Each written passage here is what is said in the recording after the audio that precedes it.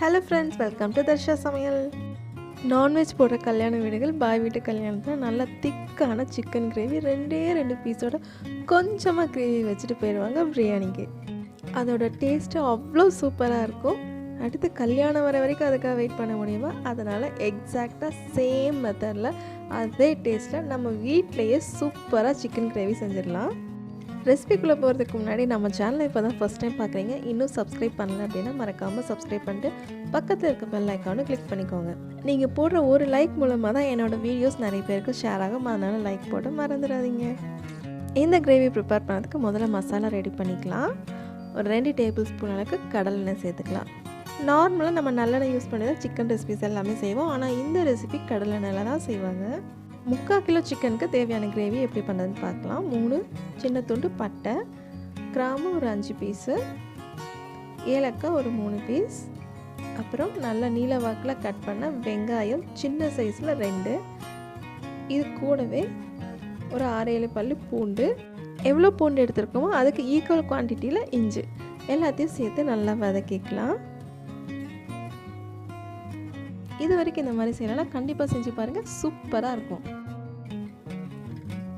3/4 table spoon அளவுக்கு சீரகம், 1 table spoon அளவுக்கு சோம்பு, இதையும் சேர்த்து நல்லா வதக்கிக்கலாம்.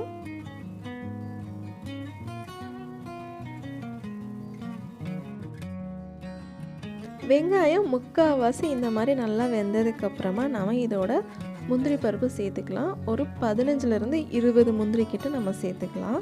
இந்த கிரேவிக்கு திக்னஸ் கொடுக்கறது முந்திரி பருப்பு தான்.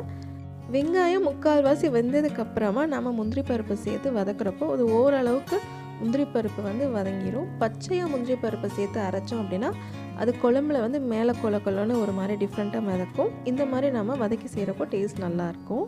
ஒரு 2 நிமிஷம் வதக்கினதுக்கப்புறமா ஒரு 2 புளிப்பில்லாத மீடியம் சைஸ் தக்காளி இதோட சேர்த்துக்கலாம். தக்காளியோட தோல் சுருங்கி தக்காளி கொஞ்சமாக குழஞ்சி வர அளவுக்கு நம்ம வதக்கணும். இப்போ இது கூட ஒரு 1/4 டேபிள் ஸ்பூன் அளவுக்கு மஞ்சள் தூள் சேர்த்துடலாம்.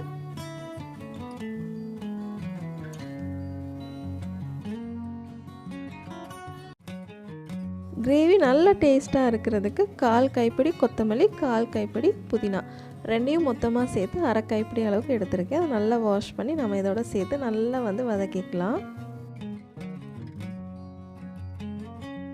தக்காளியை நம்ம நசுக்கக்கூடாது, இந்த மாதிரி லைட்டாக வதக்கி மட்டும்தான் விடணும், அப்போ தான் டேஸ்ட் நல்லாயிருக்கும். பார்த்திங்களா, இந்த அளவுக்கு இருக்கணும். இப்படி இருந்தால் தான் நம்ம கிரேவியை அரைச்சி நம்ம சேர்க்குறப்போ நம்மளோட சிக்கன் கிரேவி நல்லா டேஸ்ட்டாக இருக்கும். இப்போ நம்ம ஸ்டவ்வை ஆஃப் பண்ணிவிட்டு இதெல்லாம் நம்ம ஆற விட்டுடலாம். ஆறினதுக்கப்புறம் நம்ம இதை நல்லா ஃபைன் பேஸ்ட்டாக அரைச்சிக்கலாம். ஆறட்டும். இது ஆறிட்டு இருக்க டைம்லேயே நம்ம சிக்கனை வேக வச்சிடலாம். 3/4 கிலோ அளவுக்கு சிக்கன் எடுத்திருக்கேன். அதில் 1 டேபிள் ஸ்பூன் அளவுக்கு கடலை எண்ணெய் சேர்த்துக்கலாம். ஒரு 1/4 டேபிள் ஸ்பூன் அளவுக்கு மஞ்சள் தூள், தேவையான அளவுக்கு உப்பு, 100 ml அளவுக்கு வெதுவெதுப்பான தண்ணி, இது எல்லாத்தையும் நல்லா கலந்து விட்டுட்டு ஸ்டவ் ஆன் பண்ணிக்கலாம். இது எல்லாத்தையும் சேர்த்ததுக்கப்புறமா நம்ம ஸ்டவ் ஆன் பண்ணோன்னா கரெக்டாக இருக்கும். ஒரு 15 நிமிஷம் கிட்ட 3/4 வேக்காடு சிக்கன் வேகிற அளவுக்கு நம்ம இதை மூடி போட்டு நல்லா வேக வச்சு எடுத்துக்கலாம். 75% மட்டும் இதில் வேக வச்சா போதும், மீதி 25% நம்ம கிரேவியில் வேக வச்சு எடுப்போம். அதனால் கரெக்டாக நம்ம ஒரு 10லேருந்து 15 நிமிஷம் கிட்ட இதை வேக வச்சா போதும். இப்போ நம்ம மசாலா நல்லா ஆறிடுச்சு. இதை மிக்ஸி ஜாருக்கு ட்ரான்ஸ்ஃபர் பண்ணி நல்லா ஃபைன் பேஸ்ட்டாக அரைச்சி எடுத்துக்கலாம். அரைக்கிறதுக்கு கொஞ்சமாக தண்ணி மட்டும் நம்ம இதோட சேர்த்துடலாம். நம்ம வதக்கின அந்த சட்டியே கொஞ்சமாக தண்ணி ஊற்றி அந்த தண்ணியை சேர்த்தோம் அப்படின்னா அதில் இருக்க மசாலாலாம் இதிலே வந்துடும். இந்த அளவுக்கு நல்லா ஃபைன் பேஸ்ட்டாக அரைச்சி எடுத்துக்கலாம். நமக்கு மசாலா இப்போது ரெடி ஆகிடுச்சு. இப்போ ஒரு கடாயில் 3 டேபிள் ஸ்பூன் அளவுக்கு கடலெண்ணெய் சேர்த்துக்கலாம். எண்ணெய் லைட்டாக சூடானதுக்கப்புறமா ஒரு 3 கொத்து கருவேப்பிலையை நம்ம தாராளமாக சேர்த்துக்கலாம். கருவேப்பிலை உடம்புக்கு ரொம்பவே நல்லது. இந்த ரெசிபிக்கு கருவேப்பிலை நல்லாவே ஃப்ளேவர் அண்ட் டேஸ்ட்டை கொடுக்கும். எண்ணெய் நல்லா சூடாக இருக்கப்போ நம்ம மசாலாவை போட்டால் மசாலா தீஞ்சிரும். அதனால தான் கருவேப்பிலையை முதலே சேர்த்து அந்த சூட்டோட தன்மையை நம்ம கம்மி பண்ணுறோம். ரொம்ப தெளிச்சது அப்படின்னா இந்த மாதிரி ஒரு மூடி வச்சுக்கோங்க, சுற்றி எண்ணெய் தெளிக்கிறது கம்மியாகும். இப்போ நம்ம மசாலா சேர்க்க ஆரம்பிச்சிடலாம். காரத்துக்கு ஏற்ற மாதிரி மிளகாய் பொடி நான் 1/2 டேபிள் ஸ்பூன் அளவுக்கு வத்தப்பொடி சேர்த்துருக்கேன். 2 டேபிள் ஸ்பூன் அளவுக்கு தனியா பொடி, 1 டேபிள் ஸ்பூன் கரம் மசாலா, இதை நம்ம டைரெக்டாக எண்ணெயில் போட்டோன்னா தீஞ்சிடும். அதனால தான் முதல்ல கருவேப்பிலையை சேர்த்துட்டு அதுக்கப்புறம் நம்ம இந்த மசாலாவை சேர்த்துருக்கோம்.